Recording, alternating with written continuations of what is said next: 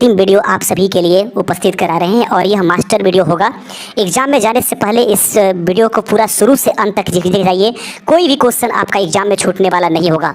आज जितने भी क्वेश्चन हो सकते हैं बिहार स्पेशल का, लास्ट पर बिहार स्पेशल का दे रहे हैं। उसके बाद जो है रीजनिंग और मैथमेटिक्स की दौर शुरू होने वाली है। तो आइए शुरुआत कर लेते हैं पहले क्वेश्चन की तरफ। बिहार दिवस कब मनाया जाता है? सही आंसर शो कर लेते हैं। पहला आंसर इसका हो जाएगा दोस्तों, इसका सही आंसर 22 मार्च इसका राइट आंसर होगा, जैसे कि आपके ऑप्शंस यहाँ पर दिखाई दिए। अगला क्वेश्चन आपके सामने है और प्रश्न ये कहता दूसरा नंबर कि बिहार की राजधानी कहाँ है? ऑप्शन को शो कर लेते हैं। ऑप्शन है आपके पास जो है पटना, और पटना आप सभी जानते हैं कि सही आंसर क्या हो जाएगा, पटना हो जाएगा राइट आंसर। आगे बढ़ते चलते हैं अगले क्वेश्चन की तरफ। अगला क्वेश्चन आपके सामने उपस्थित होने जा रहा है। तीसरा नंबर क्वेश्चन आपके स्क्रीन पर रहेगा, ध्यान से देखते रहिएगा।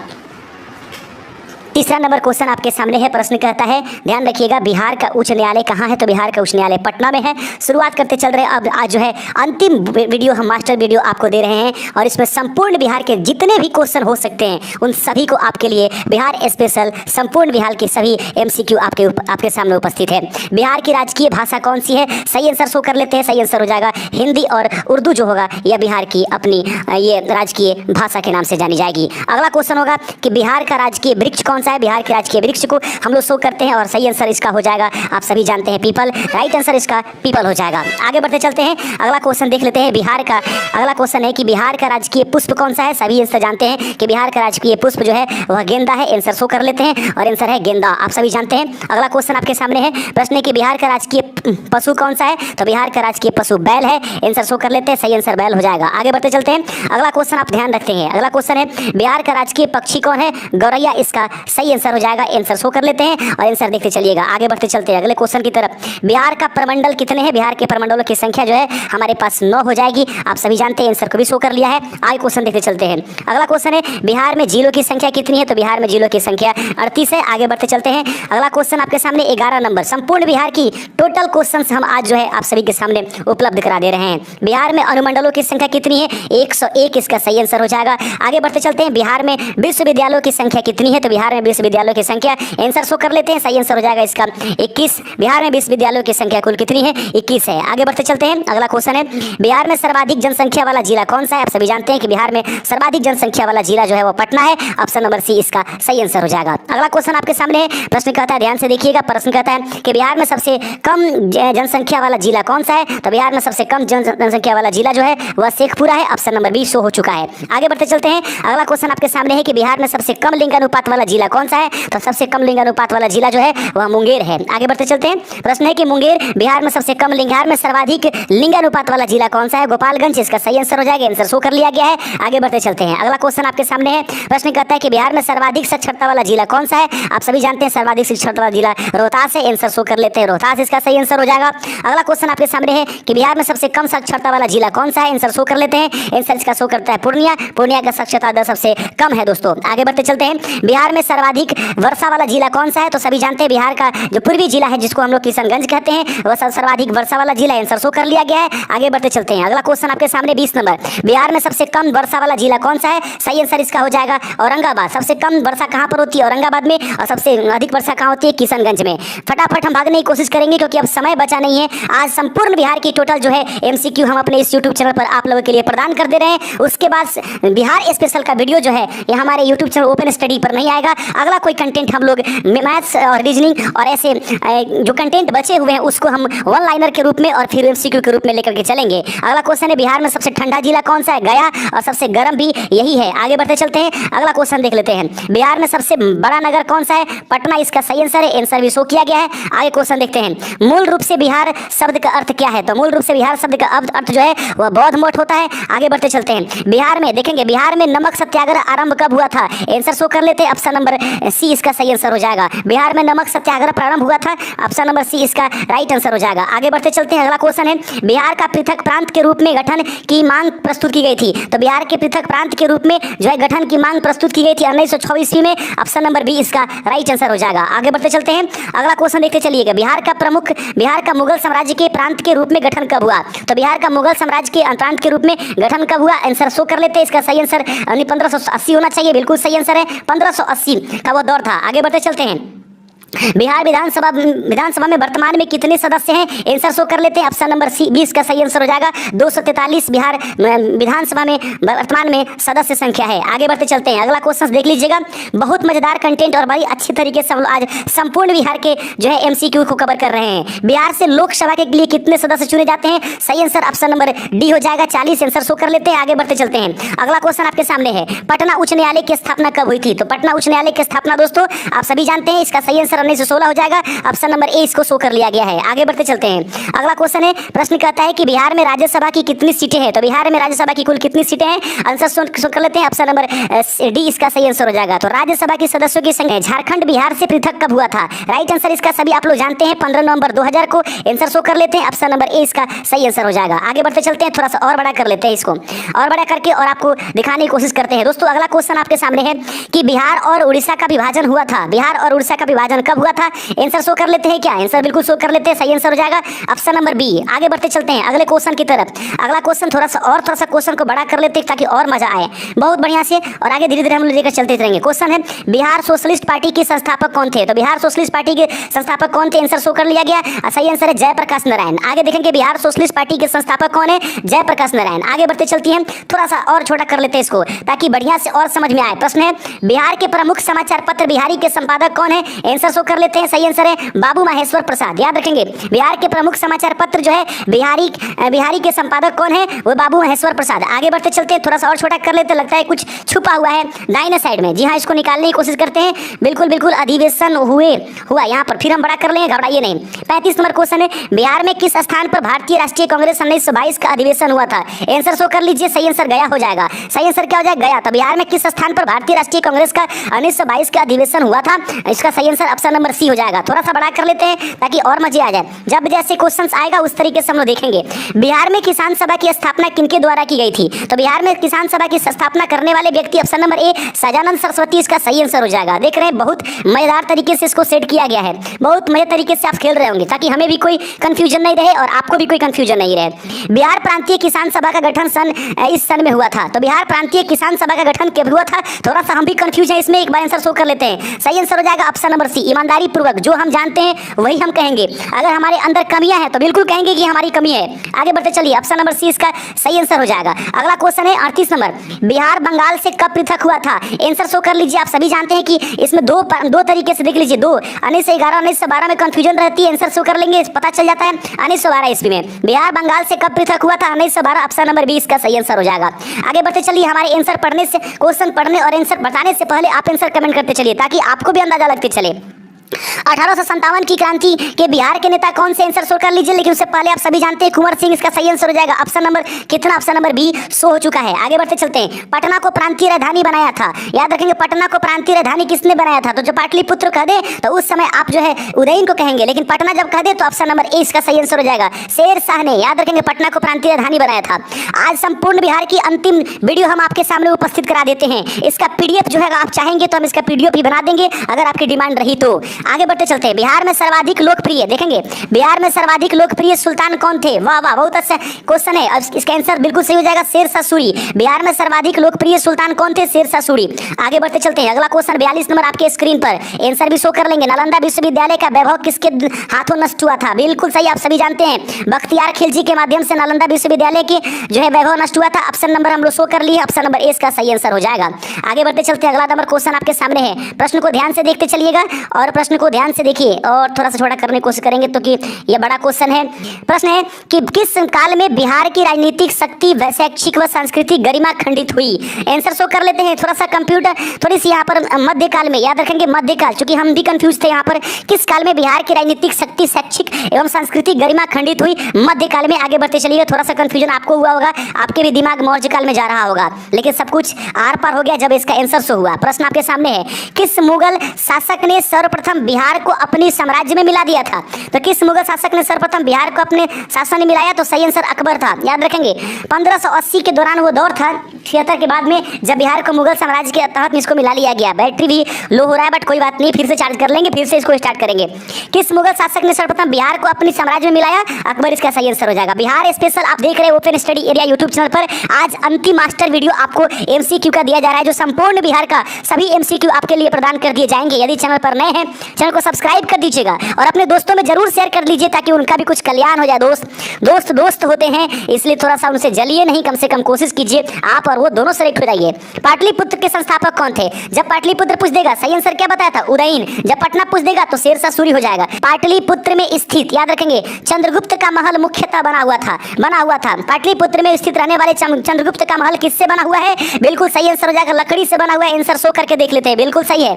आगे बढ़ते चलते हैं अगला उत्तर में, इनमें से किस शासक ने सर्वप्रथम अपनी राजधानी बनाई थी? तो पाटलिपुत्र में सर्वप्रथम किसने अपनी राजधानी बनाई थी? सही आंसर हो जाएगा चंद्रगुप्त मौर्य। याद रखेंगे पाटलिपुत्र के संस्थापक उदयन। राजधानी किसने बनाया? चंद्रगुप्त मौर्य ने। पटना को राजधानी किसने बनाया? तो शेरशाह सूरी ने। पटना का संस्थापक कौन है? शेरशाह सूरी। याद रखते चलेंगे। अगला क्वेश्चन आपके सामने है 48 नंबर क्वेश्चन, बिहार में 1857 की क्रांति के नेता कुंवर सिंह का देहांत कब हुआ? बहुत ही कंफ्यूजन थोड़ा सा हो जाती है। आंसर 9 मई 1858 इसका सही आंसर हो जाएगा। ध्यान से देखिएगा, 9 मई 1858 ईस्वी में बिहार में 1857 की क्रांति के नेता जो कुंवर सिंह थे उनका देहांत 9 मई 1858 को हुआ था। 9 मई 1858, इसको जरूर ध्यान में रखिएगा। आगे क्वेश्चन है 49 नंबर क्वेश्चन है, बिरसा मुंडा का कार्य क्षेत्र कौन सा था? बिरसा मुंडा का कार्य क्षेत्र निम्नलिखित में से कौन सा था? आप सभी जानते हैं बिरसा मुंडा का जो कार्य क्षेत्र है वो रांची रहा है। आगे बढ़ते चलते हैं, ऑप्शन नंबर हम लोग शो कर लिए हैं ताकि कोई कंफ्यूजन नहीं रहे, कोई दोहमत वाली बात न रहे। वैसा काम मत करिए जिससे कि डाउट रहे। स्वामी सहजानंद का संबंध था बिहार के जनजातीय आंदोलन के साथ, बिहार के मजदूर आंदोलन के साथ, बिहार के किसान आंदोलन के साथ। सही आंसर हो जाएगा ऑप्शन नंबर 3, बिहार के किसान आंदोलन के साथ जो है स्वामी सहजानंद का ये रहा है, संबंध रहा है। ऑप्शन भी शो कर लिया गया है। चंद्रगुप्त मौर्य के गुरु थे, बिल्कुल प्रश्न, चंद्रगुप्त मौर्य के गुरु कौन थे? आप सभी जानते हैं चाणक्य जो थे चंद्रगुप्त मौर्य के क्या थे? गुरु थे। आंसर शो कर लेते हैं। आगे बढ़ते चलते हैं, सही आंसर पाया गया है। आगे बढ़ते क्वेश्चन थोड़ा सा छोटा करने की जरूरत है क्योंकि ये भी थोड़ा सा बड़ा क्वेश्चन आ गया है। आइए अगला क्वेश्चन देख लेते हैं। प्रश्न कहता है, ध्यान से देखिएगा, 52 नंबर क्वेश्चन है, इनमें से कौन बिहार में किसान आंदोलन के साथ जुड़े हुए थे? तो इनमें से कौन बिहार में किसान आंदोलन के साथ जुड़े हुए थे? तो आंसर शो कर लिया जाए। राजेंद्र प्रसाद सही आंसर हो जाएगा। अगर स्वामी सहजानंद आंसर नहीं है तो उस समय राजेंद्र प्रसाद वाले ऑप्शंस को आप सही करेंगे, याद रखिएगा। आगे क्वेश्चन है, कांग्रेस सोशलिस्ट पार्टी, याद रखें कांग्रेस सोशलिस्ट पार्टी की पहली बैठक हुई थी। तो कांग्रेस सोशलिस्ट पार्टी की पहली बैठक कहाँ हुई थी? बहुत बढ़िया, पटना में हुआ था। याद रखिएगा option number C, Congress Socialist Party की जो पहली बैठक हुई थी वो पटना में हुई थी। आगे बढ़ते चलते हैं, अगला क्वेश्चन आपके सामने 54 नंबर, श्री नरसिंह नारायण क्या थे? श्री नरसिंह नारायण निम्नलिखित में से क्या थे? बिल्कुल सही आंसर हम लोग कमेंट कर लेते हैं, देख लीजिएगा, समाजवादी थे। याद रखें श्री नरसिंह नारायण क्या थे? तो सही आंसर हो जाएगा वो समाजवादी थे। 55 नंबर क्वेश्चन देख लेते हैं। 55 नंबर क्वेश्चन याद रखेंगे, जयप्रकाश नारायण किस पार्टी से संबंधित है? कांग्रेस, राष्ट्रवादी, समाजवादी? मुझे समाजवादी लगता है। आंसर शो कर लेंगे, सही आंसर है। आगे बढ़ते चलते ऑप्शन नंबर सी इसका सही आंसर हो जाएगा। 56 नंबर क्वेश्चन है, रामचंद्र शर्मा किस गांव से थे? तो रामचंद्र शर्मा जो है किस गांव से? तो अमराहा से थे। ऑप्शन नंबर सी इसका शो हो चुका है। आगे बढ़ते चलते हैं, अगला नंबर क्वेश्चन 57 नंबर प्रश्न है कि जगत नारायण लाल को किस जिले में भेजा गया? जगत नारायण लाल को किस जेल में भेजा गया था? याद रखेंगे जगत नारायण लाल को किस जेल में भेजा गया था? आंसर शो कर लेते हैं, सही आंसर हो जाएगा बांकीपुर जेल में। याद रखेंगे बांकीपुर जेल में बहुत सारे स्वतंत्रता सेनानियों को भेजा गया था। अगला क्वेश्चन है, बिहार केसरी से किससे संबोधित किया जाता है? निम्नलिखित में से किसे बिहार केसरी कहा जाता है? बिल्कुल सही, आप आंसर चुन लिए होंगे। ऑप्शन नंबर सी इसका सही आंसर हो जाएगा। बहुत ही बढ़िया, option number C, doctor Shri Krishna Singh को बिहार केसरी के नाम से जानते हैं। अगला क्वेश्चन आपके सामने है कि किस देश की सीमा बिहार राज्य से जुड़ती है? नेपाल, भूटान, बांग्लादेश और क्या? सही आंसर हो जाएगा नेपाल की सीमा जो है वह बिहार से जुड़ती है। ऑप्शन नंबर ए शो कर दिया गया है। आगे क्वेश्चन बढ़ते चलते हैं, अगला क्वेश्चन आपके सामने है, प्रश्न है आपके सामने 60 नंबर कि पुराना बिहार का कितना प्रतिशत जमीन लेकर झारखंड का निर्माण हुआ? देखिए तो कहीं 45% लिखा गया है क्या? बिल्कुल सही आंसर हो जाएगा 45.85। याद रखेंगे 46%, 45% या 45.5 अगर दे तो उस समय आप इसको आंसर पे है। पर क्वेश्चन कहता है कि बिहार का सुख निम्नलिखित में से किसे कहा जाता है? तो बिहार का सुख निम्नलिखित में से किसको कहेंगे भैया? कोसी नदी को कहते हैं। आइए बढ़ते चलते हैं, इसको आंसर शो कर लेते हैं, सही आंसर हो जाएगा। आगे बढ़ता है कि आम की वह प्रजाति जो केवल बिहार में उपजाई जाती है, आम की वह प्रजाति निम्नलिखित में से कौन से है जो सिर्फ बिहार में उपजाई जाती है? सही आंसर है सफेदा। याद रखेंगे आम की वह प्रजाति जो केवल बिहार में उपजाई जाती है, इसका सही आंसर सफेदा हो जाएगा। आगे बढ़ते चलते हैं दोस्तों, ध्यान से बने रहिए हमारे साथ, अपने दोस्तों में जरूर शेयर कर दीजिए, व्हाट्सएप से होके या जिस तरीके से होके फैला दीजिए इस वीडियो को ताकि वो चारों तरफ सभी को मिल जाए। बिहार में बहने वाली नदियों में किसका उद्गम अमरकंटक में है? आगे नदी प्रवाह अब शुरू हो गया है। बिहार में बहने वाली नदियों में किसका उद्गम अमरकंटक में है? सही आंसर आप लोग देख लीजिएगा सोन नदी का।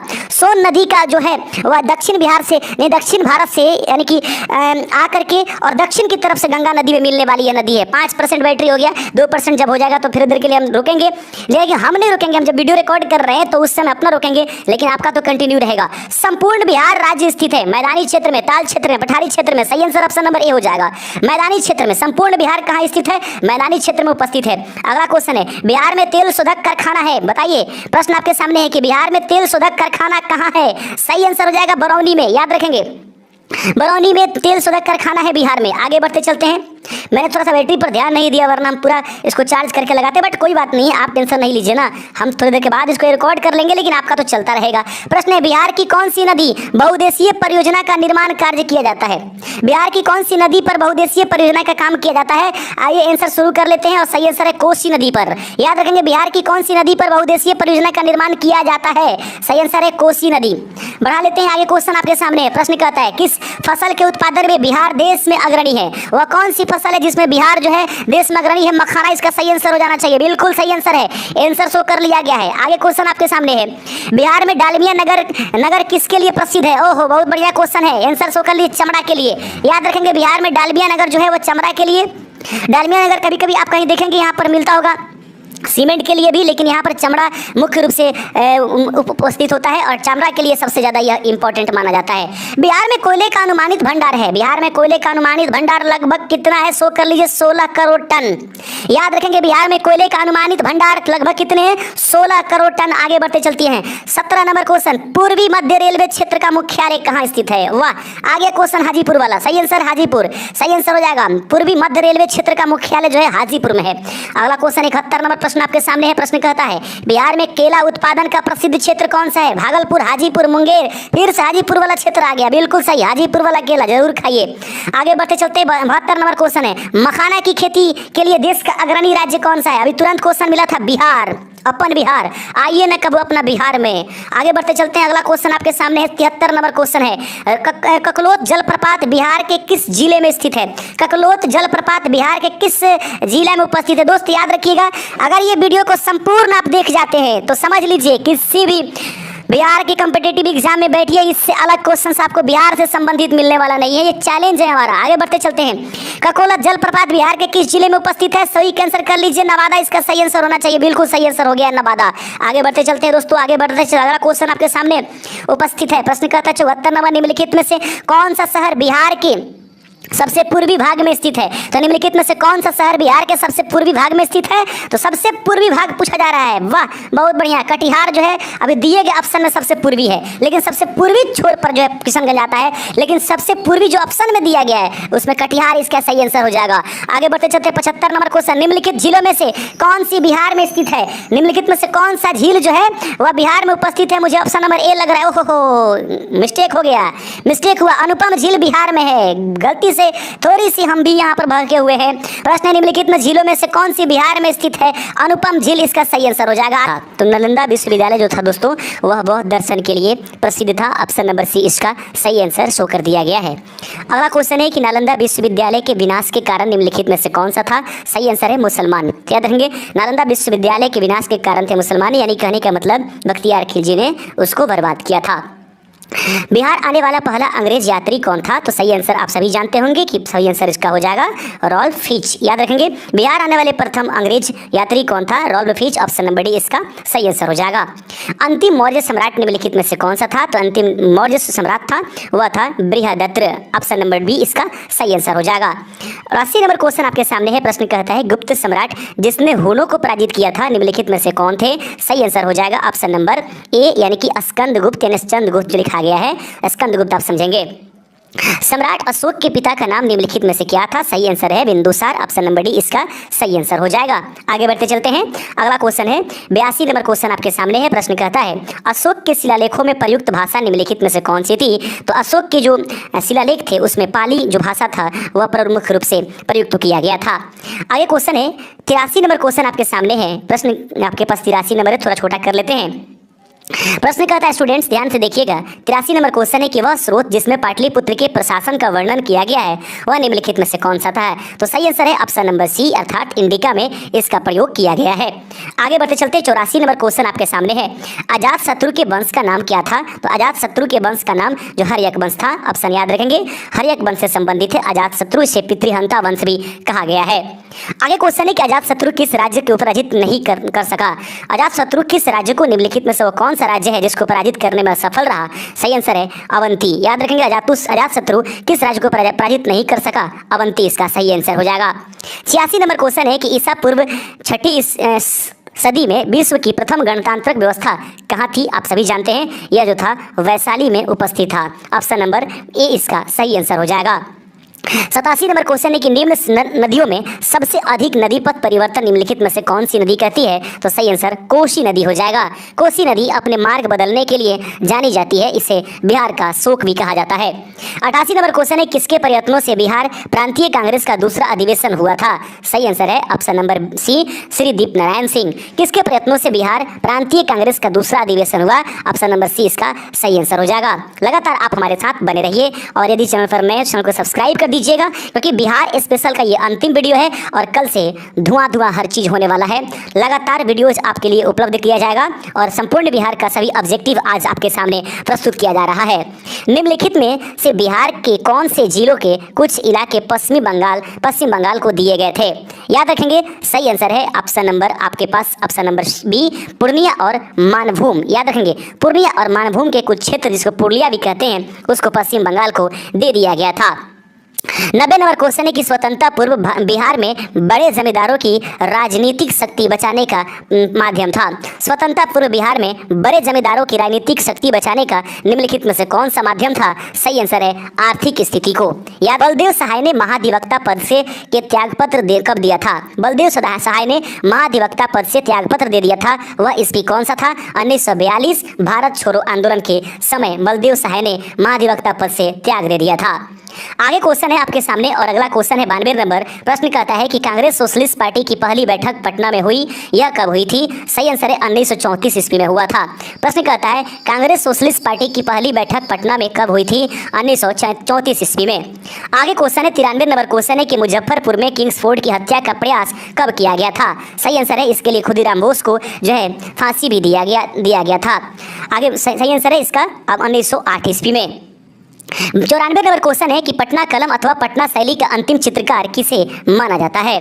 पटना कलम अथवा पटना शैली का अंतिम चित्रकार निम्नलिखित में से किसको माना जाता है। सही आंसर हो जाएगा ईश्वरी प्रसाद को। पटना कलम अथवा पटना शैली का अंतिम चित्रकार किसे माना जाता है। तो ईश्वरी प्रसाद को। आगे बढ़ते चलते हैं अगले नंबर क्वेश्चन को ध्यान से देख लीजिएगा। प्रश्न कहता है 95 नंबर क्वेश्चन। प्रश्न कहता है कि बिस्मिल्लाह खां संबंधित है संतूर वादन से, तबला वादन, बांसुरी वादन। सही आंसर है शहनाई वादन से वो संबंधित है। ऑप्शन नंबर डी इसका सही आंसर हो जाएगा। अगला क्वेश्चन आप लोग देखते चलिएगा। प्रश्न कहता है कि गोपाल सिंह नेपाली से निम्नलिखित किस पत्र पत्रिका का संपादन नहीं किया। गोपाल सिंह नेपाली ने निम्नलिखित में से वो कौन सी पत्र या पत्रिका है जिसका संपादन उन्होंने नहीं किया है। सही आंसर हो जाएगा हंस का इन्होंने प्रतिपादन नहीं किया है। ऑप्शन नंबर बी इसका राइट आंसर हो जाएगा। प्रश्न कहता है महाकवि विद्यापति किस युग के कवि थे। महाकवि विद्यापति किस युग के कवि थे। सही आंसर होगा ये मध्यकाल के कवि थे। याद रखेंगे महाकवि विद्यापति किस युग के कवि थे, मध्यकाल के ये कवि थे। 98 नंबर क्वेश्चन है कि दिनकर जी अपनी किस रचना से राष्ट्रकवि के रूप में प्रतिष्ठित हुए। आप सभी जानते हैं कि राष्ट्रकवि के रूप में रामधारी सिंह दिनकर को जाना जाता है। तो वो कौन से ऐसे जो रचना है जिससे वे इतनी बड़ी उपाधि अपने जीवन में हासिल कर लिए थे। सही आंसर है इसका देख लेंगे दोस्तों रेणुका की वजह से। रेणुका नामक रचना से वे इनको राष्ट्र कवि घोषित किया गया है। ऑप्शन नंबर डी इसका सही आंसर था। 99 नंबर क्वेश्चन आपके सामने है कि जयप्रकाश नारायण किस पार्टी से संबंधित है। सही आंसर है जयप्रकाश नारायण जो है सोशलिस्ट पार्टी से संबंधित है। आगे बढ़ते चलते हैं। 100 नंबर क्वेश्चन कहता है डॉक्टर राजेंद्र प्रसाद कहाँ के रहने वाले थे। मध्य प्रदेश, बिहार, उत्तर प्रदेश। सभी जानते हैं बिहार के सिवान जीरादेई के रहने वाले थे। आगे क्वेश्चन है 101 नंबर प्रश्न देखिएगा। राजकुमार शुक्ला किस गांव के निवासी थे। तो सही आंसर हो जाएगा राजकुमार शुक्ला जो है मुरली भरवा के जो है निवासी थे। आगे बढ़ते चलते 102 नंबर क्वेश्चन है कि सच्चिदानंद सिन्हा किसके साथ जुड़े हुए थे। सच्चिदानंद सिन्हा जो जुड़े हुए थे, सही आंसर इसका हो जाएगा दोस्तों ऑप्शन नंबर इनमें से किसी के साथ जो है वे नहीं जुड़े हुए थे। जो दिए गए ऑप्शन है इसमें किसी के दांडी मार्च, सविनय अवज्ञा आंदोलन, भारत छोड़ो आंदोलन, इसमें से वे जो है सचिदानंद सिन्हा, किसान, दूसरे व्यक्ति वहाँ से हम लोग देखेंगे एक सजानंद सिन्हा है, इनमें दिए गए में से किसी से जुड़े हुए थे। हालांकि बंगाल विभाजन के समय उनका बहुत बड़ा योगदान रहा है, यानी कि भारत बिहार को अलग कराने में, प्रांतीय एक राज्य बनाने में। कुंवर सिंह ने 1857 ईस्वी के विद्रोह का नेतृत्व किस प्रांत से किया था? सही आंसर बिहार हो जाएगा। आगे बढ़ते चलते हैं। कुंवर सिंह राजा थे, कहाँ के थे? जगदीशपुर के। सही आंसर इसका ऑप्शन नंबर क्या हो जाएगा? वो ऑप्शन नंबर सी आंसर हो जाएगा। आगे बढ़ते चलते हैं दोस्तों, 105वां नंबर क्वेश्चन के बाद 8वें नंबर जो है पिटारा खुलने वाला है, तो 105वें नंबर क्वेश्चन को गौर से देख लीजिए।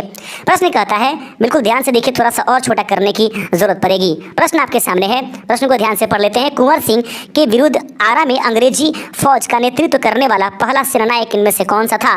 सही आंसर आपके सामने हो जाएगा, वह है ऑप्शन बी, कैप्टन डनवर। आगे नंबर सेट का पहला क्वेश्चन यानी कि 106वें नंबर क्वेश्चन आज के सेशन का प्रश्न है, कुंवर सिंह के पिताजी का नाम क्या था? कुंवर सिंह जी के पिताजी का नाम निम्नलिखित में से क्या था? सही आंसर है सहबजादा सिंह। याद रखेंगे, सही आंसर ऑप्शन नंबर सी हो गया है, सहबजादा सिंह कुंवर सिंह के पिताजी का नाम था। बिहार की प्रचलित कला निम्नलिखित में से कौन सी है? तो बिहार की प्रचलित कला जो है वो आप सभी जानते हैं, मधुबनी कला। ऑप्शन नंबर ए इसका राइट आंसर हो जाएगा। आगे बढ़ते चलते हैं, बिहार का प्रसिद्ध पर्व निम्नलिखित में से कौन सा है? छठ पूजा इसका सही आंसर हो जाएगा। आगे बढ़ते चलते हैं, बिहार की पेंटिंग विधा कौन सी है? तो बिहार की पेंटिंग विधा निम्नलिखित में से मधुबनी कला है। ऑप्शन नंबर ए इसका राइट आंसर हो जाएगा। अगला क्वेश्चन 110 नंबर की सोनपुर मेला को कहते हैं हरिहर क्षेत्र का मेला, इसको हम लोग जानते हैं दूसरे नाम के वजह से। आगे प्रश्न है, 111वां नंबर प्रश्न है, बिहार का अद्वितीय त्योहार निम्नलिखित में से कौन सा है? बिहू इसका सही आंसर हो जाएगा। महापर्व जब कहेगा तो छठ कहिएगा, लेकिन अद्वितीय त्यौहार कहेगा तो इसको बिहू जो है बिहार के क्षेत्रों में मनाई जाती है अद्वितीय रूप में, आप याद रखेंगे। निम्नलिखित में से कौन बिहार का लोक नृत्य है? तो निम्नलिखित में से कौन बिहार का लोक नृत्य है? इसका सही आंसर हो जाएगा, याद रखेंगे, बिहू जट जाटिन। याद रखेंगे, निम्नलिखित में से कौन बिहार का लोक नृत्य है? जट जाटिन जो है वह बिहार का एक लोक नृत्य है। पद्मश्री सीता देवी किसकी प्रसिद्ध हस्ती थी? तो पद्मश्री जो है सीता देवी किसकी प्रसिद्ध हस्ती थी? सही आंसर होगा मधुबनी पेंटिंग का। मधुबनी पेंटिंग का जो है पद्मश्री विजेता सीता देवी प्रसिद्ध रही है। 114 नंबर क्वेश्चन है, नौ नालंदा महाविहार किसके लिए विख्यात है? सही आंसर है ह्वेनसांग स्मारक के लिए। नौ नालंदा महाविहार किसके लिए विख्यात है? सही आंसर ह्वेनसांग हो जाएगा। 115 नंबर क्वेश्चन है कि निम्नलिखित में से किस नगर में सूर्य मंदिर उपस्थित है? सही आंसर है देव में उपस्थित है सूर्य मंदिर। हम कुल मिलाकर के क्वेश्चंस फाइनल अब आपको रिवीजन करा रहे हैं, बिहार स्पेशल सभी इंपॉर्टेंट क्वेश्चंस आज हम लेकर के चले जाएंगे। जरूर याद रखिएगा, लगातार इस वीडियो को देख जाइए, प्लीज छोड़िएगा मत, आप ही को घाटा होने वाला है। प्रश्न है कि बिहार में परमानेंट सेटलमेंट लागू करने का कारण निम्नलिखित में से कौन है? तो याद रखेंगे, परमानेंट सेटलमेंट का लागू करने का मुख्य कारण जो था जमींदारी प्रथा का निर्मूलन। ऑप्शन नंबर बी इसका राइट आंसर हो जाएगा। अगला क्वेश्चन देख लेते हैं। प्रश्न आपके सामने 117 नंबर प्रश्न है कि प्रश्न कहता है कि बिहार में महात्मा गांधी के पूर्व सापेक्ष राष्ट्रीय सक्रियता की अनुपस्थिति इसके अभाव में देखी जा सकती है। सही आंसर हो जाएगा इसका ऑप्शन नंबर ए एकीकृत समुदाय। आगे बढ़ते चलते हैं, अगला नंबर क्वेश्चन आपके स्क्रीन पर हम लोग उपलब्ध करा देते हैं। प्रश्न कहता है दोस्तों कि किस क्षेत्र में राहुल संकृत्यान 1920 के असहयोग आंदोलन के सक्रिय थे? किस क्षेत्र में राहुल संकृत्यान 1920 के असहयोग आंदोलन में सक्रिय रहे थे? ऑप्शन नंबर ए इसका राइट आंसर हो जाएगा छपरा। आगे बढ़ते चलते हैं, अगला क्वेश्चन आपके सामने है 119 नंबर क्वेश्चन हम रख देते हैं। 119 नंबर क्वेश्चन कहता है कि चंपारण नील आंदोलन की राष्ट्रीय नेता कौन थे? तो चंपारण नील आंदोलन के राष्ट्रीय नेता निम्नलिखित में से थे Mahatma Gandhi. Right answer option number A हो जाएगा। 120 के बाद 100 अगला नंबर सेट आपके पास ओपन किया जाएगा। हजारीबाग में बिहार स्टूडेंट कॉन्फ्रेंस का 16वां अधिवेशन हुआ। हजारीबाग में बिहारी स्टूडेंट कॉन्फ्रेंस का 16वां स्थान कहाँ हुआ? प्रश्न तो ये पूछा जाएगा कि कहाँ पर बिहारी स्टूडेंट कॉन्फ्रेंस हुआ था 16वां, तो हजारीबाग होगा, लेकिन ये कब किया गया था? सही आंसर 1921 ईस्वी इसका राइट आंसर हो। 121 नंबर कहता है गांधी जी ने भारत में पहली बार सत्याग्रह आंदोलन बिहार में कहां प्रारंभ किया? सही आंसर है चंपारण में उन्होंने इसका प्रारंभ किया था। ऑप्शन नंबर सी इसका सही आंसर हो जाएगा। अगला क्वेश्चन कहता है दोस्तों कि 1922 में गया के इंडियन नेशनल कांग्रेस के अधिवेशन के अध्यक्ष कौन थे? 1922 में गया के इंडियन नेशनल कांग्रेस के अधिवेशन के अध्यक्ष निम्नलिखित में से कौन थे? राइट आंसर हो जाएगा, सही आंसर आप लोग के सामने उपलब्ध करा दिया गया है। सही आंसर है चित्तरंजन दास। 1922 ईस्वी में गया के इंडियन नेशनल कांग्रेस कांग्रेस के अधिवेशन की अध्यक्षता जो किया था वो व्यक्ति है चित्तरंजन दास। आगे बढ़ते चलते इसके सदस्य मोतीलाल नेहरू भी थे। बिहार कांग्रेस सोशलिस्ट पार्टी का गठन हुआ था। तो बिहार सोशलिस्ट कांग्रेस पार्टी की गठन निम्नलिखित में से कब किया गया था? Right answer 1931। Option number B इसका सही आंसर हो जाएगा। 124 नंबर क्वेश्चन है, बेगूसराय में चौकीदारी करके विरुद्ध आंदोलन एक हिस्सा था। प्रश्न है कि और बेगूसराय में चौकीदारी करके विरुद्ध आंदोलन का एक हिस्सा निम्नलिखित में से कौन सा है? सही आंसर है सविनय अवज्ञा आंदोलन। ऑप्शन नंबर डी इसका राइट आंसर हो जाएगा। अगला क्वेश्चन आपके सामने है और प्रश्न को ध्यान से देखिएगा। प्रश्न कहता है दोस्तों कि बिहार के उस क्रांतिकारी का नाम बताइए जिसने सितंबर में हिंदुस्तान सोशलिस्ट रिपब्लिकन आर्मी की बैठक में भाग लिया था। प्रश्न है कि बिहार के उस क्रांतिकारी का नाम बताइए जिसने सितंबर में हिंदुस्तान सोशलिस्ट रिपब्लिकन आर्मी की बैठक में उन्होंने भाग लिया था। सही आंसर आपके सामने हो जाएगा option number A Farindranath Ghosh. Option number A इसका सही आंसर हो जाएगा। अगला क्वेश्चन देखते चलते हैं। 16 नंबर 126 पर क्वेश्चन है कि चंपारण आंदोलन से कौन संबंधित नहीं था? चंपारण आंदोलन से निम्नलिखित में से कौन सा व्यक्ति जो है संबंधित नहीं था? राइट आंसर हो जाएगा ऑप्शन नंबर ए जो है जयप्रकाश नारायण, वो चंपारण आंदोलन से संबंधित नहीं थे। आगे बढ़ते चलते हैं। अगला क्वेश्चन है, प्रश्न कहता है गांधी जी चंपारण सत्याग्रह किससे जुड़ा था? गांधी जी का चंपारण सत्याग्रह निम्नलिखित में से किससे जुड़ा हुआ था? तो गांधी जी का चंपारण सत्याग्रह जो जुड़ा हुआ था वह 3 कठिया सिस्टम से जुड़ा हुआ था। 128 नंबर क्वेश्चन आपके सामने उपलब्ध करा देते हैं और प्रश्न आपके सामने है। प्रश्न कहता है कि प्रभावती देवी किस क्षेत्र की स्वतंत्रता संग्राम की सेनानी रही हैं? राइट आंसर है चंपारण क्षेत्र की। प्रभावती देवी किस क्षेत्र की स्वतंत्रता संग्राम में की सेनानी रही हैं? चंपारण इसका राइट आंसर हो जाएगा। 129 नंबर क्वेश्चन है, बंगाल के किस नवाब ने मुंगेर को अपनी राजधानी बनाया था? मीर कासिम इसका सही आंसर हो जाएगा। उम्मीद करते हैं कि सभी बिंदुएं आपको बहुत सटीकता पूर्वक और बहुत आसानी पूर्वक समझ में आ रही होंगी। आइए देखते चलते। अब 130वां नंबर क्वेश्चन आपके सामने है कि निम्नलिखित में से किस भारतीय को रॉबर्ट क्लाइव ने बिहार का नायब दीवान नियुक्त किया था? निम्नलिखित में से किस भारतीय को रॉबर्ट क्लाइव ने बिहार का नायब दीवान नियुक्त किया था? राइट आंसर है सीताब राय को। आगे बढ़ते चलते हैं। अगला क्वेश्चन आपके सामने 131 नंबर उपलब्ध करा देते हैं। प्रश्न कहता है गोल घर का निर्माण किस गवर्नर जनरल के समय हुआ था? तो गोल घर का निर्माण किस गवर्नर जनरल के समय हुआ था? सही आंसर है लॉर्ड कॉर्नवालिस। याद रखेंगे गोल घर का निर्माण किस गवर्नर जनरल के समय हुआ था, वह सही आंसर होगा लॉर्ड कॉर्नवालिस। दोस्तों सभी इंपॉर्टेंट क्वेश्चन है, इसमें कोई दो राय नहीं है। किसी क्वेश्चन को आप मिस कर दीजिए क्योंकि इसमें से ही क्वेश्चन घुमा फिरा करके आपसे एग्जाम्स में पूछा जाएगा। नहीं पूछा गया तो आप जरूर हमारे आपकी यूट्यूब चैनल पर बाद में कमेंट करके बताइए कि आपने कहा था और उसमें से क्वेश्चन नहीं पूछा था। सभी क्वेश्चन इसी में से आपको आएंगे, देख लीजिएगा मैं ये कर पूर्ण दावे के साथ। पटना के 1857 के स्वतंत्रता संग्राम के नेता निम्नलिखित में से कौन थे? राइट आंसर इसका हो जाएगा पीर अली। ऑप्शन नंबर ए इसका राइट आंसर हो जाएगा। 133 नंबर क्वेश्चन देख लेते हैं। प्रश्न कहता है कि 1830 के दशक में पटना नगर केंद्र था। 1830 दशक में पटना नगर किस आंदोलन के लिए? वहाबी आंदोलन के लिए ये प्रमुख केंद्र बना हुआ था। 1934 नंबर क्वेश्चन आपके सामने हम उपलब्ध करा देते हैं। प्रश्न आपके सामने है। प्रश्न कहता है कि 1866 से 86 के नील खेतिहरों के बिहार में हुए विद्रोह के क्षेत्र की पहचान करें। मुजफ्फरपुर एवं छपरा, चंपारण मुजफ्फरपुर, दरभंगा और चंपारण। राइट आंसर इसका ऑप्शन नंबर बी हो जाएगा। चंपारण एवं मुजफ्फरपुर वाले क्षेत्र में जो है वह खेतिहरों के बिहार में हुए विद्रोह का ये नेतृत्व किया गया था या वहीं से संबंधित था। इल्तुतमिश ने बिहार को अपना प्रथम सूबेदार किसे नियुक्त किया था? बहुत इंपॉर्टेंट। इल्तुतमिश ने बिहार में अपना प्रथम सूबेदार निम्नलिखित में से किसको सिलेक्ट किया था? मलिक जानी को। राइट आंसर हो जाएगा ऑप्शन नंबर सी, मलिक जानी को उन्होंने अपना सूबेदार नियुक्त किया। 10वें नंबर सेट का होगा अकबर ने बंगाल तथा बिहार को मुगल साम्राज्य में कब मिला लिया? राइट आंसर हो जाएगा 1576 ईस्वी में। मुगल प्रभाव जो है वो काम करना शुरू किया 1580 से या 1780 से। जहाँ आप ऑप्शन होगा फिर से देख लेते हैं इसमें क्या लिखा गया था। 1576 तो 1580 से काम करना शुरू किया था। आगे प्रश्न है कि किसने प्राचीन पाटलिपुत्र नगरी के स्थान पर पटना शहर बसाया? किसने प्राचीन पाटलिपुत्र नगर के स्थान पर पटना शहर को बसाया था? सही आंसर आप सभी जानते होंगे, इसका ऑप्शन ए नंबर सही आंसर हो जाएगा। Option number A Sher Shah Suri. आगे बढ़ते चलते हैं। अगला क्वेश्चन आपके सामने 138 नंबर क्वेश्चन देख लेते हैं। 138वां नंबर क्वेश्चन आपके स्क्रीन पर हम दिखा देते हैं और ध्यान से देखिएगा। प्रश्न कहता है मध्यकाल के किस शासक के शासनकाल में बिहार का समूचे उत्तर भारत में राजनीतिक प्रभाव रहा है? राइट आंसर हो जाएगा इसका सही answer option number D Sher Shah Suri हो जाएगा।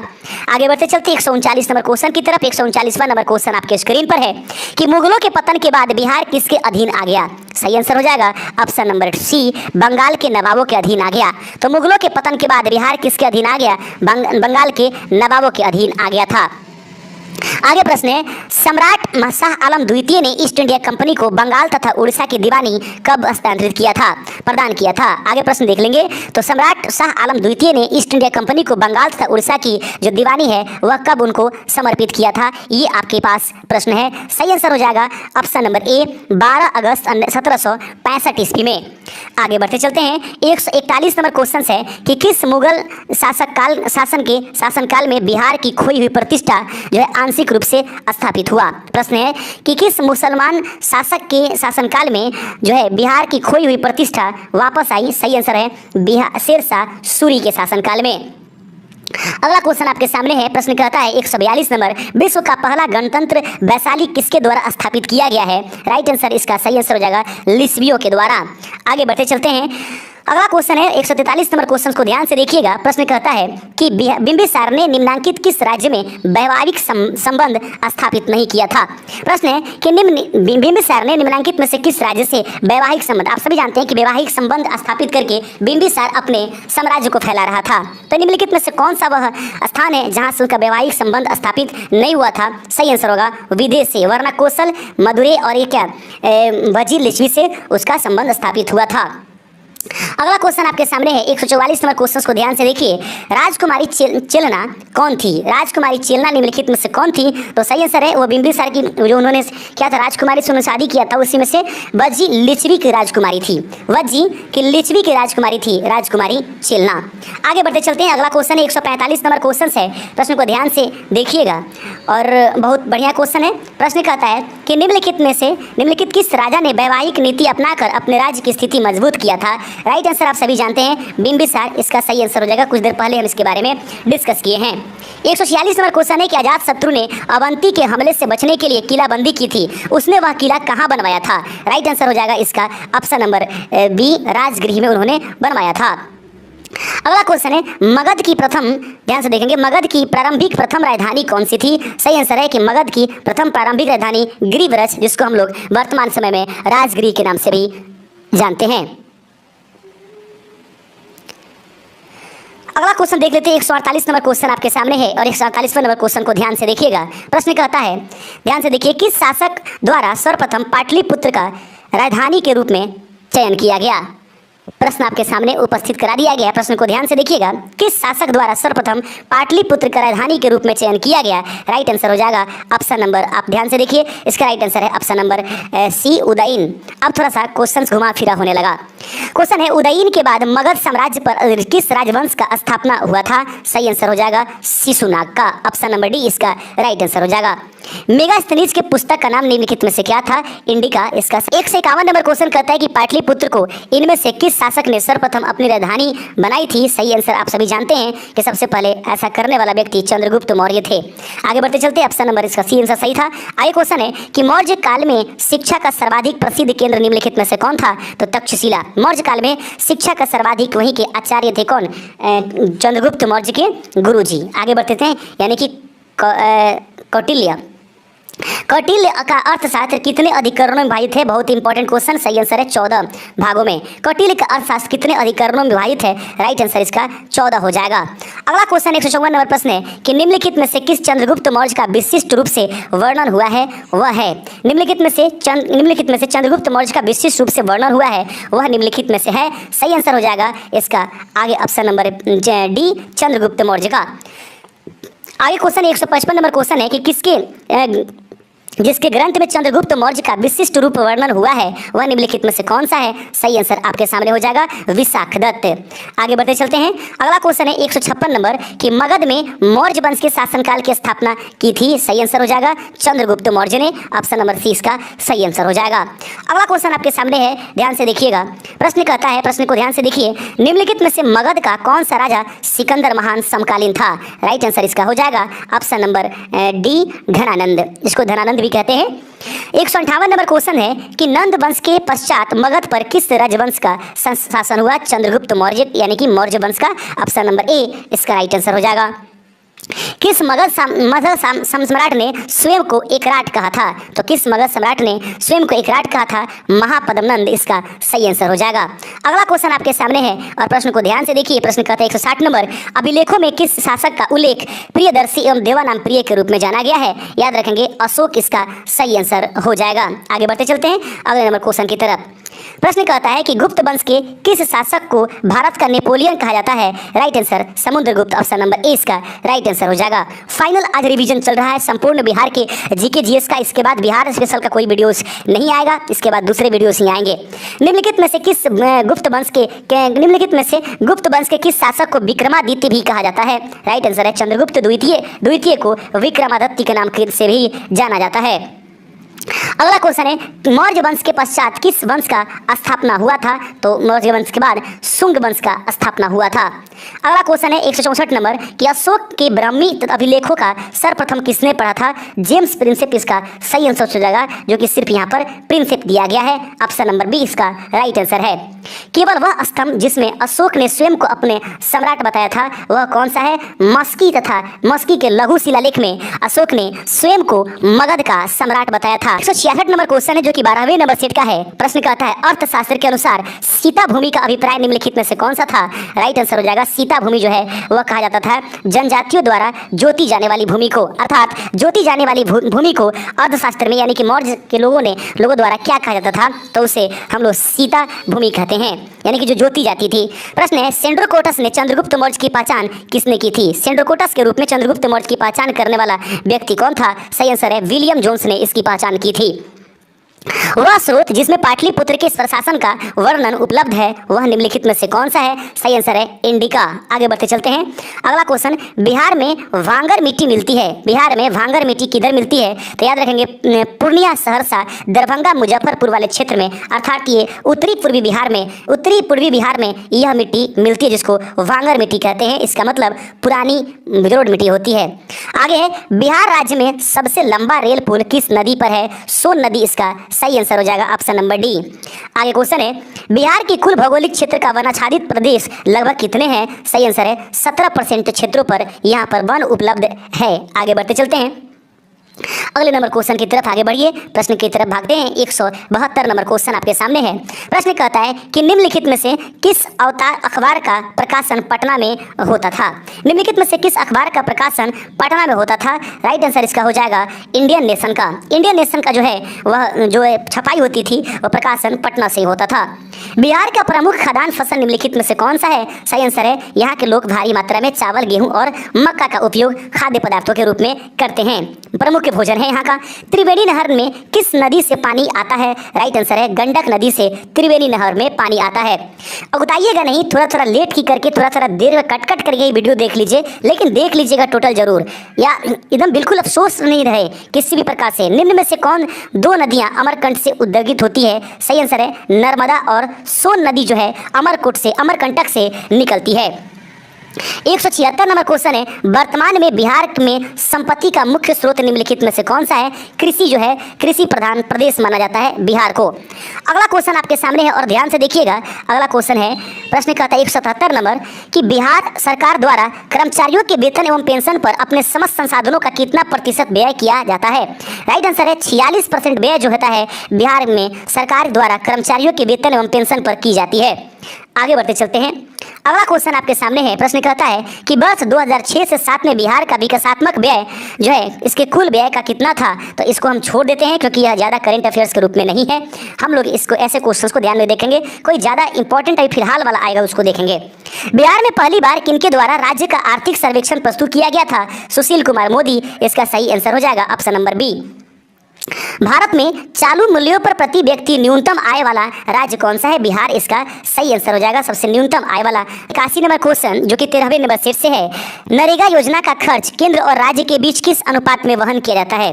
नरेगा जो योजना चल रही है जिसका नाम बदलकर मनरेगा कर दिया गया है, उसमें केंद्र और राज्य कितनी हिस्सेदारियां रखते हैं? तो सही आंसर है 90% केंद्र देती है तो 10% राज्य देता है। ऑप्शन नंबर ए इसका सही आंसर था। उत्तर बिहार की किसके लिए प्रसिद्ध है? तो उत्तर बिहार जो है दोस्तों बाढ़ के लिए प्रसिद्ध है। ऑप्शन नंबर सी इसका सही आंसर हो जाएगा। मखदूम कुंड जो है वह कहाँ उपस्थित है? मखदूम कुंड निम्नलिखित में से कौन सी जगह प्रसिद्ध है? राजगृह में उपस्थित है। अगला क्वेश्चन 184 नंबर प्रश्न है कि बोध गया में बोधि वृक्ष अपने वंश किसकी पीढ़ी का है? सही आंसर है चौथे पीढ़ी की है। बोध गया में उपस्थित रहने वाले बोधि वृक्ष अपने किस वंश की पीढ़ी का है? चौथे पीढ़ी का उपस्थित है। 185 नंबर क्वेश्चन है जैन धर्म के प्रवर्तक महावीर स्वामी का जन्म स्थान कहाँ है? सही आंसर है वैशाली, यानी कि ऑप्शन नंबर यानी वैशाली को कुंडग्राम इसका सही आंसर हो जाएगा, ऑप्शन नंबर सी। आगे क्वेश्चन है, प्रश्न कहता है कि वर्धमान महावीर ने कहाँ अपना निर्वाण प्राप्त किया था? सही आंसर पावापुरी इसका सही आंसर हो जाएगा, ऑप्शन नंबर डी, यानी कि वहाँ पर कमल मंदिर भी बनाया गया है। आगे क्वेश्चन है पटना में किस सिख गुरु का जन्म हुआ था? तो पटना में निम्नलिखित में से किस सिख गुरु का जन्म हुआ था? राइट आंसर इसका हो जाएगा ऑप्शन नंबर बी, गुरु गोविंद सिंह। तो याद है पटना में किस सिख गुरु का जन्म हुआ था? गुरु गोविंद सिंह का। आगे बढ़ते चलते हैं, अगला क्वेश्चन आपके सामने है। प्रश्न कहता है विष्णुपद मंदिर कहाँ स्थित है? तो विष्णुपद जो मंदिर है वह उपस्थित है दोस्तों, ऑप्शन नंबर ए बी इसका सही आंसर हो जाएगा, गया में। विष्णुपद मंदिर कहाँ स्थित है? गया में उपस्थित है। बिहार के किस पर्यटन केंद्र पर गर्म जल के अनेक स्रोत पाए गए हैं? सही आंसर राजगीर, यानी कि राजगिरी हो जाएगा। आगे बढ़ते चलते हैं, सभी गर्म कुंड वहीं पर मुख्य रूप से उपस्थित है। आगे प्रश्न है, अगला प्रश्न देखिएगा। प्रश्न कहता है 190 नंबर प्रश्न है आपके पास, और 190 नंबर क्वेश्चन कहता है निम्नलिखित में से किस नगर में प्रथम बौद्ध सभा आयोजित की गई थी? राइट आंसर इसका हो जाएगा कि प्रथम बौद्ध संगीति जो है वह राजगीर में उपस्थित किया गया था। आज अजातशत्रु इसके अध्यक्षता किए थे। राजगिरी का पुराना नाम निम्नलिखित में से कौन सा है? गिरिब्रज, ऑप्शन नंबर बी इसका सही आंसर है। अगला क्वेश्चन है कि पटना स्थित गोलघर का निर्माण कब किया गया था? तो पटना स्थित गोलघर का निर्माण कब किया गया था? सही आंसर 1786 ईस्वी में पटना के गोलघर का जो है स्थापना किया गया था। 193 नंबर क्वेश्चन है कि बिहार का सबसे कम जनसंख्या घनत्व वाला जिला निम्नलिखित में से कौन सा है? सही आंसर है कैमूर, इसके पहले भी देखे थे हम लोग। बिहार का सबसे कम जनसंख्या घनत्व वाला जिला कौन सा है? इसके पहले सबसे कम जन घनत्व वाला, इसके पहले क्या देखे थे हम लोग? जनसंख्या घनत्व वाला जिला। बिहार का सबसे कम जन घनत्व वाले जिला। आगे बढ़ते चलते इसको छोड़ दीजिए थोड़ी देर के लिए, अधिकतम यहाँ पूछना चाहिए था, इसलिए सीवर आंसर हो जाता। जनसंख्या घनत्व के आधार पर बिहार का स्थान है, जनसंख्या घनत्व के आधार पर बिहार का पूरे हिंदुस्तान में जो है प्रथम स्थान होगा, ऑप्शन नंबर ए इसका सही आंसर हो जाएगा। बिहार में साक्षरता का प्रतिशत निम्नलिखित में से कितना है? राइट आंसर है 61.8, यानी कि ऑप्शन नंबर डी इसका सही आंसर हो जाएगा। सबसे कम महिला साक्षरता वाला जिला निम्नलिखित में से कौन सा है? सही आंसर हो जाएगा सहरसा जो है सबसे कम, और सबसे कम पुरुष वाला जो है पूर्णिया है। याद रखिएगा सबसे कम जो है पूर्ण साक्षरता में पूर्णिया ही है। बिहार में अनुसूचित जनजाति की आबादी की प्रतिशत करीब कितनी है? सही आंसर हो जाएगा, याद रखेंगे, ध्यान से देखिएगा कि जनजातियों की संख्या 1.3% है। आगे बढ़ते चलते हैं, सर्वाधिक महिला साक्षरता वाला जिला निम्नलिखित में से कौन सा है? सही आंसर है रोहतास। सर्वाधिक महिला साक्षरता, सर्वाधिक पुरुष साक्षरता वहीं पर है, सर्वाधिक सबसे कम पूर्णिया में, सबसे कम जो महिला का था तुरंत हम लोग बताए हुए हैं।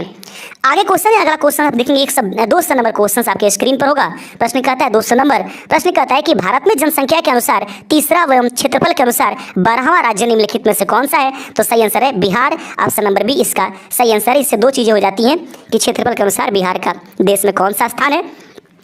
बिहार में प्रति 1000 पुरुषों पर महिलाओं की सबसे कम संख्या वाला जिला कौन सा है? सही आंसर है मुंगेर, ऑप्शन नंबर सी इसका सही आंसर हो जाएगा। आगे बढ़ते चलते हैं 202 नंबर क्वेश्चंस। बिहार का वह जिला कौन सा है जहां महिलाओं की संख्या पुरुषों से भी अधिक है? सही आंसर है गोपालगंज, ऑप्शन नंबर सी इसका सही आंसर हो जाएगा। अगला क्वेश्चन है लॉर्ड सिन्हा, याद रखेंगे लॉर्ड सिन्हा 1921 में कहाँ के गवर्नर पद से त्याग पत्र दे दिए थे? सही आंसर हो जाएगा बिहार उड़ीसा क्षेत्र से। आगे बढ़ते चलते हैं, अगला क्वेश्चन है, प्रश्न कहता है 204 नंबर पंचायत के चुनाव के कराने हेतु निर्णय किसके द्वारा लिया जाता है? तो राज्य सरकार के द्वारा पंचायत की चुनाव कराने का निर्णय लिया जाता है। 205वें नंबर क्वेश्चन आपके सामने है। क्वेश्चन कहता है कि निम्नलिखित में से कौन सा राज्य विधानमंडल का अंग नहीं है? राज्यपाल, महाधिवक्ता, विधान परिषद, विधानसभा। तो यहाँ पर महाधिवक्ता जो है विधानमंडल का सदस्य नहीं होता है। अगला क्वेश्चन है कि किस आधुनिक शहर का पुराना नाम उदंतपुरी है? तो याद रखेंगे बिहार शरीफ का पुराना नाम उदंतपुरी है। आगे बढ़ते चलिए, इंडिका का लेखक निम्नलिखित में से कौन सा था? मेगास्थनीज, इसका सही आंसर हो जाएगा। 208 नंबर क्वेश्चन देख लेते हैं। प्रश्न कहता है मेगास्थनीज ने भारतीय समाज को कितनी श्रेणियों में विभाजित किया था? राइट आंसर हो जाएगा 7 श्रेणियों ने मेगास्थनीज ने इंडिका में भारतीय समाज की जो है यह विभाजन किया था। नालंदा विश्वविद्यालय की स्थापना का युग क्या है? नालंदा विश्वविद्यालय की स्थापना का युग निम्नलिखित में से कौन सा है? राइट आंसर गुप्त हो जाएगा। 209 का ऑप्शन नंबर सी आंसर हो जाएगा। 210 नंबर क्वेश्चन आपके सामने है। प्रश्न कहता है विक्रमशिला शिक्षा केंद्र के संस्थापक निम्नलिखित में से कौन से थे? सही आंसर हो जाएगा धर्मपाल। आगे बढ़ते चलते हैं, तो उम्मीद करते हैं दोस्तों आज ये 14 सेट रहने देते हैं, 14 सेटों से क्वेश्चन आपको आज पूछे हैं। उम्मीद करते हैं दोस्तों कि 210 क्वेश्चंस मैं रहने देता हूं, ये बहुत क्वेश्चन हुए और इससे आगे आप आगे पीछे घूम करके देख लीजिए, क्वेश्चंस आपको इसी में से मिल जाएंगे। अब आगे कोई ज़्यादा जरूरत नहीं है, बाकी हमने बहुत सारे वीडियोस आप लोग के लिए बिहार स्पेशल करके नोट्स कर करके डाला है, पीडीएफ भी उसका उपलब्ध है। जिस भी कंटेंट में आपको दिक्कत हो जाए पीडीएफ जाकर डाउनलोड कर लीजिएगा और बने रहिए, आपके सफल एग्जामिनेशन होंगे, इसमें कोई दो राय नहीं। शुक्रिया, हम आगे दिन मिलते हैं। अब नए कंटेंट, किसी को भी एडवाइस अगर देना हो किस कंटेंट पर वीडियो बनाने हैं तो आप लोग हमें एडवाइस कमेंट में जरूर कर दीजिएगा। जय हिंद।